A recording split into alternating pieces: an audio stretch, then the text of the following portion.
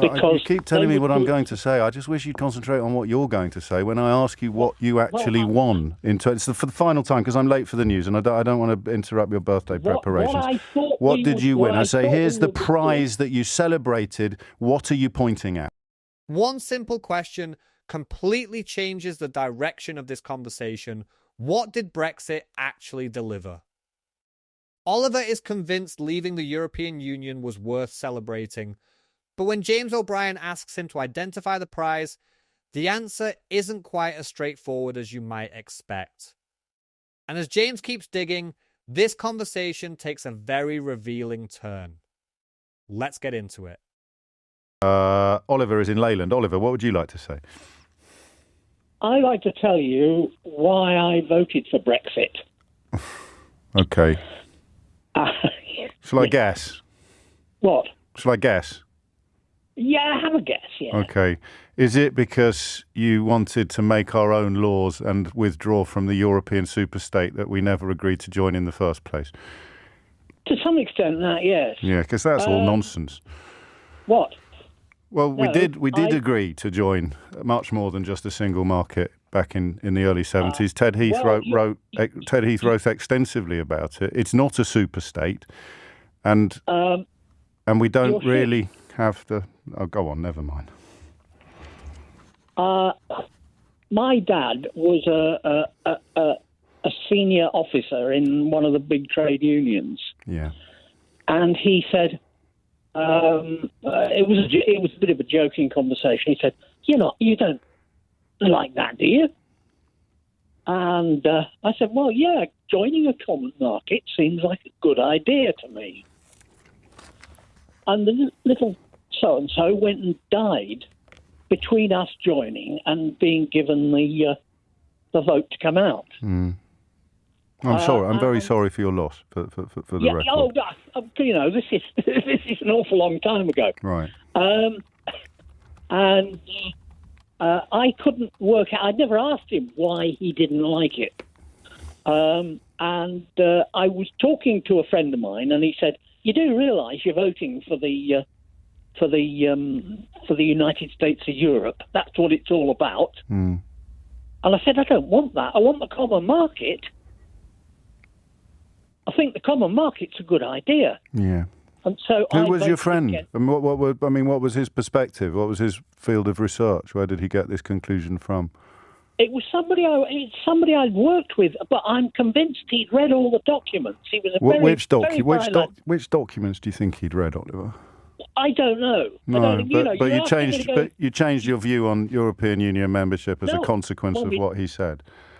My dad had already told me. Right. And I mean he knew people like Harold Wilson. Yeah. He only rubbed shoulders with him. He didn't. Anyway, and so I voted against, and I thought, well, that's it. We're But what were you voting for? What was I was voting against going into what was then called the common market. Right. So we're going back to the early 70s now, are we? Oh, yes. Right.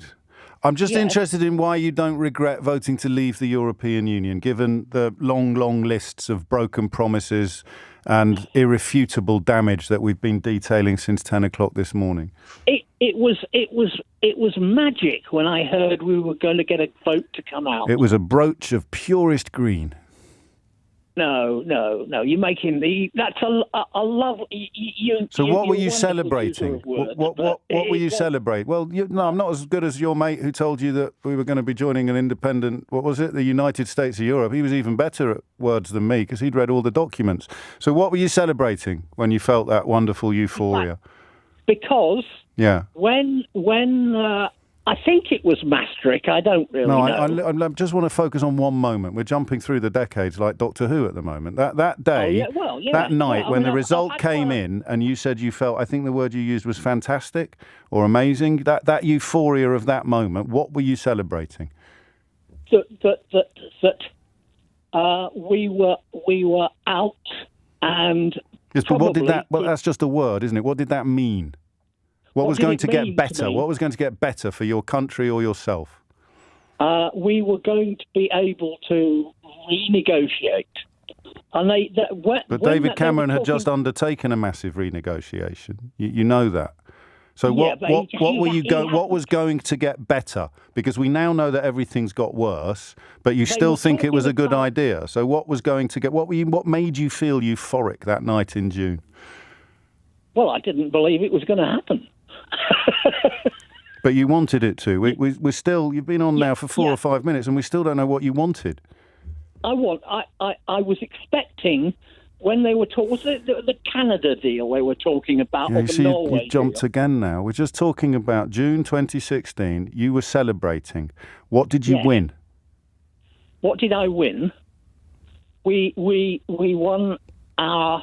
Oh, you're going to say. You're going to say... You're doing it again. I'm just asking you what you won. Don't worry about Canada. Don't worry about the 1970s. Don't worry about Harold Wilson. Don't worry about anything that I might be about to say. Just tell me what you won. Well, we were going to be alongside the United States of Europe. What did you win? What did you win? Well, I thought we won the ability to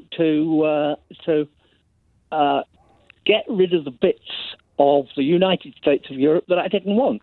For example? Well, the political side of it. Yeah, go on. What? What was the thing you wanted to wave goodbye to first? I was making a joke that night and saying, send some gunboats out to sink foreign fishing boats. Yeah, hilarious. So what was the thing that you wanted to get rid of first? The thing that I wanted to get rid of first? Well, everything to do with... No, just not everything, just one thing. One thing. Yeah, I wanted to... You've had 6 years to think about it. Yeah. Actually, you've had 40. No, don't let me distract you from the central question. I appreciate you're not going to be able to tell me what it is you want. So what was it you were looking forward to getting rid of? No, what I wanted us to go back to the common market that I thought we were signing up for. But you voted to leave it. You voted to leave the single market and the customs union. So how was that going to help us go back to it? I didn't vote to leave the common market. You did. I voted to leave the European Union. Yes, but they were the same thing by 2016, Oliver. Yes. So anyway, what you said, you couldn't wait to get rid of the political stuff and all the difference. Yeah. Give me an example of that, the stuff that you were hoping to, or even perhaps, if I could be so bold, an example of the things you're glad that we have now got rid of. Well, for example, not being able to only the European Parliament is only able to vote on things. Yes, but I'm asking about the things that they have voted on. I'm not interested in the procedure of the Parliament, the things that you couldn't wait to get rid of, the things that you were bound by, the rules or the laws that you had to abide by, the regulations that you had to observe, the changes to your life that had been implemented by membership that you couldn't wait to shrug off. What were they? Well, we have to go back to when Thatcher decided to... You're back in your TARDIS. It was June 2016. You're celebrating the things that you don't have to do anymore. What were they? I'm 75 tomorrow. Happy birthday. Yes, thank you. And the whole point is this business has been on the news ever since we signed up to join. And every time something happened, it was worse for us. How? Can you give me one example?